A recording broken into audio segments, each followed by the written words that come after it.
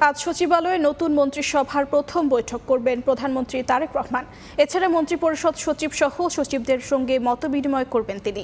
নতুন প্রধানমন্ত্রী ও মন্ত্রীদের বরণ করে নিতে মন্ত্রিপরিষদ বিভাগ সহ সচিবালয়ের দফতরগুলো প্রস্তুত।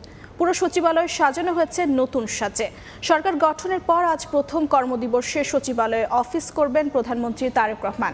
এদিন বেলা ৩টায় মন্ত্রিসভার প্রথম বৈঠকের সভাপতিত্ব করবেন তিনি।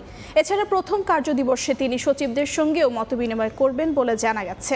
মন্ত্রিপরিষদ বিভাগ সূত্রে জানা গেছে, সকালে জাতীয় স্মৃতিসৌধে পুষ্পস্তবক অর্পণের পর দুপুর 12:30টার দিকে সচিবালয় মন্ত্রিপরিষদ বিভাগে প্রধানমন্ত্রীর দফতরে অফিস করবেন তিনি।